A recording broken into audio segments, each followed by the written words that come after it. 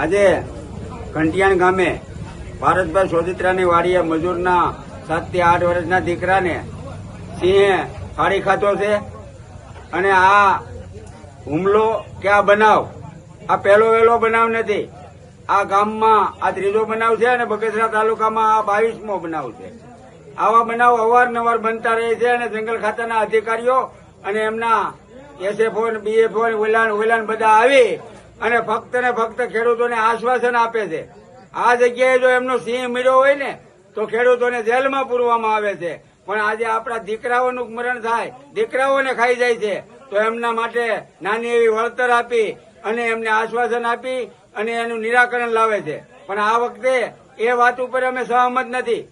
આ વખતે ખેડૂતોએ નક્કી કર્યું છે કે જ્યાં સુધી વન મિનિસ્ટર અમારી સાથે આવે, અમારી પાસે બેસે, અમને લેખિત ખાતરી આપે કે હવે આવો બનાવ નહીં બને અને જો આવો બનાવ બનશે તો અમે વન મંત્રી ઉપર ફરિયાદ કરીશું. આવી જો ખાતરી આપે તો જ અમે આ ડેડ બોડીને સ્વીકારવાના થઈ, નકર આ ડેડ બોડીને સ્વીકારવાના નથી. આજે બગસરા તાલુકાના ઘંટિયાણ ગામે પારસભાઈ સોજિત્રાની વાડીએ એમપીના જે લેબરો હતા, વાડી પણ રોડ ટચ વાડી છે, ત્યાં બાજુમાં નાનો દીકરો 7 થી 8 વર્ષનો ઝાંઝરું ગયો હતા. 2 છોકરા ભેગા, 3 છોકરા. તો સિંહ 2 સિંહણ હતી અને 2 બચ્ચા.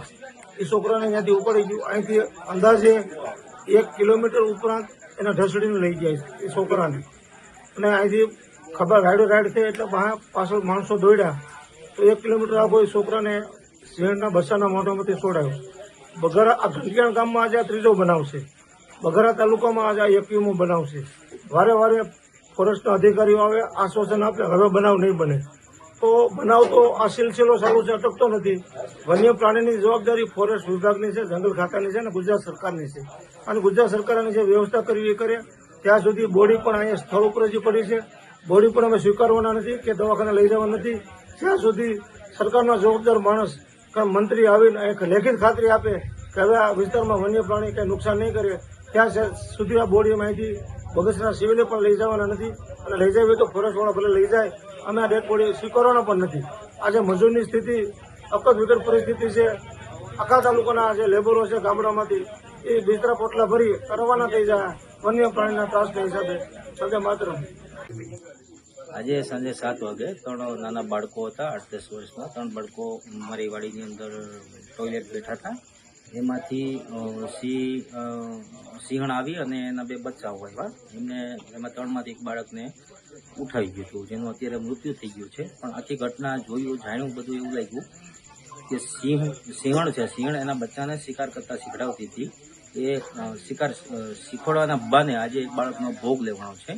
તો આજે સ્થળ ઉપર ઘણા વન અધિકારીઓ બધા છે એવું કહે છે, પણ અમે અત્યારે લાશ સ્વીકારવાની સંપૂર્ણપણે ના પાડી દીધી છે, કારણ કે અમારે લાશ જોતી નથી.